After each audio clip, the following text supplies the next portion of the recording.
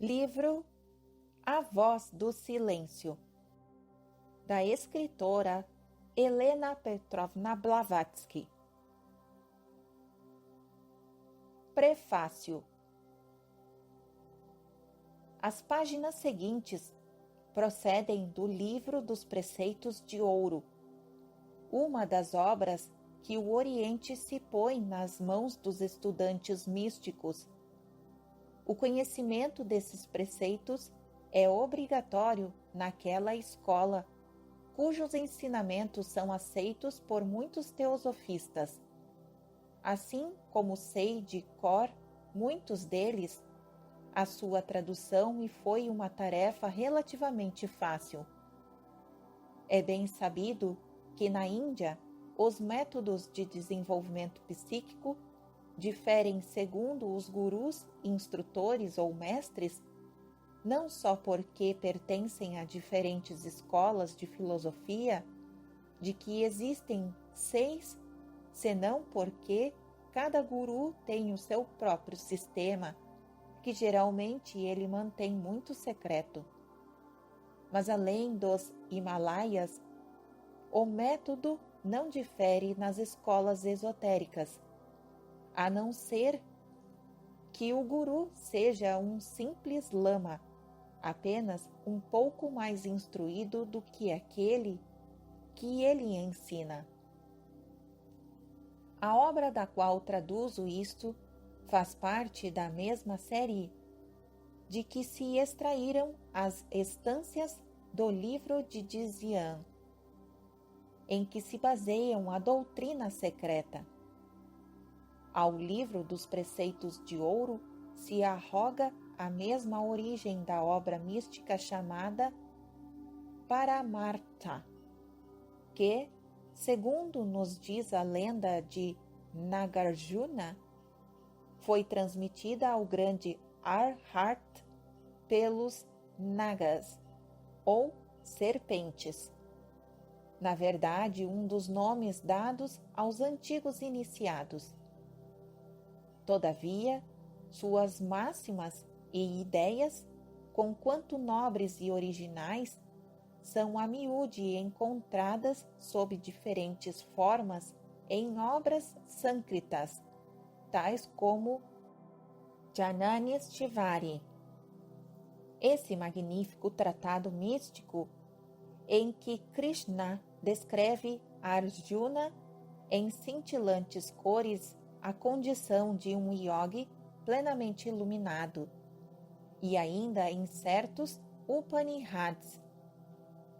Isto é muito natural, desde que a maioria dos maiores arhats, senão todos os primeiros seguidores de Gautama Buda, eram hindus e arianos, e não mongólicos, especialmente os que emigraram para o Tibete. São muito numerosas as obras deixadas só por Aryasanga. Os preceitos originais estão gravados em lâminas finas e oblongas. As cópias estão muito frequentemente em discos. Estes discos ou lâminas são geralmente preservados nos altares dos templos anexos aos centros, onde se acham estabelecidas as escolas chamadas contemplativas, ou Mahayana, Yogasharaya. Estão escritos de várias maneiras, às vezes em tibetano, mas a maioria em ideografias. A língua sacerdotal, Senzar, além de ter alfabeto próprio, pode ser traduzida em criptogramas, que tem mais de ideografias do que de sílabas. Outro método, Luk, em tibetano, é o emprego de números e cores, cada qual correspondendo a uma letra do alfabeto tibetano. 30 letras simples e 74 compostas, formando assim um alfabeto criptográfico completo. Quando se usam ideografias, há um método definido de ler o texto, pois é em tal caso os símbolos e sinais usados na astrologia, isto é, os 12 animais do zodíaco e as 7 cores primárias, cada qual um trio de matizes, isso é, o claro, o primário e o escuro, correspondem às 33 letras do alfabeto simples para formar palavras e sentenças. Porque neste método, os 12 animais, repetidos 5 vezes e conjugados com os 5 elementos e as 7 cores, propiciam um alfabeto inteiro composto de 70 letras sagradas e 12 sinais. Um sinal colocado no princípio do texto determina se o leitor deverá soletrá-lo à maneira hindu, em que cada palavra é simplesmente uma adaptação sânscrita, ou a maneira chinesa de ler os ideógrafos. Todavia, a maneira mais fácil é a que permite ao leitor não empregar nenhuma língua especial ou empregar qualquer língua que lhe agrade, pois os sinais e símbolos eram como os são os números ou algarismos árabes, propriedade comum e internacional entre os místicos iniciados e os seus adeptos.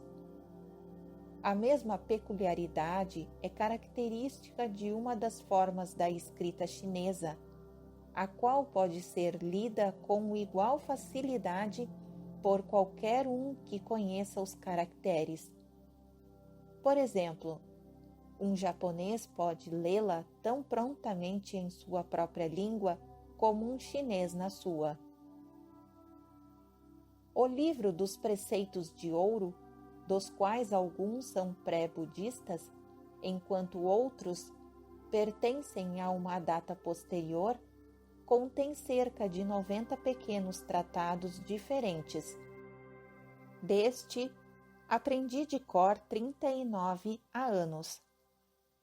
Para traduzir o resto, eu teria de recorrer às notas disseminadas por entre um número demasiado grande de papéis e apontamentos, colecionados durante os últimos 20 anos e nunca postos em ordem, para algum modo facilitar a tarefa. E por outro lado, tampouco se poderia traduzir tudo isso para dá-lo a um mundo demasiado egoísta e apegado aos objetos sensórios para estar de alguma maneira preparado para receber devidamente uma ética tão exaltada.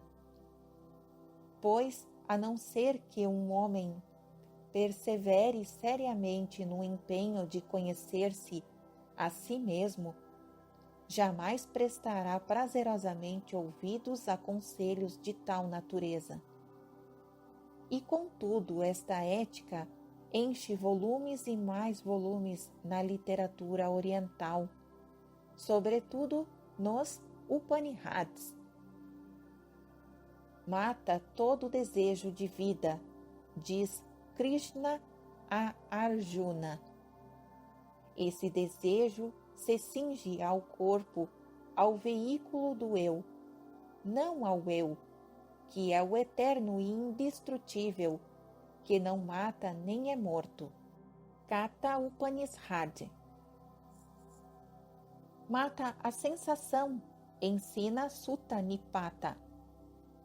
Olhai por igual os prazeres e a dor, o ganho e a perda, a vitória e a derrota. Ainda, busca refúgio só no eterno. Destrói o sentimento de separatividade.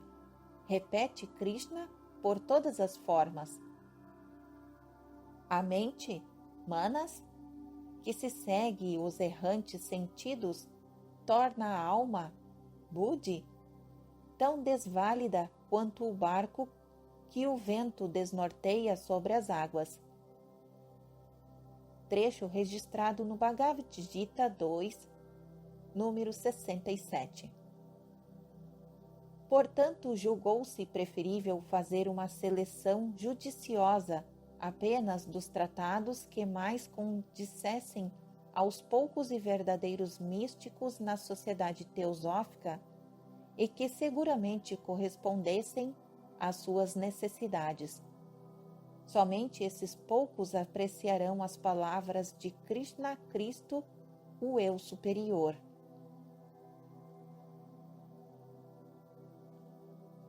Os sábios não se afligem nem pelos vivos nem pelos mortos. Jamais deixei de existir, nem tu, nem estes condutores de homens. Nenhum de nós deixará jamais de existir no futuro. Trecho registrado no Bhagavad Gita 2, números 11 e 12. Nesta tradução, fiz o máximo para conservar a poética beleza da língua e imaginação que caracterizam o original. Até que ponto este esforço foi bem-sucedido, caberá ao leitor julgar. Helena Petrovna Blavatsky. Fim do prefácio.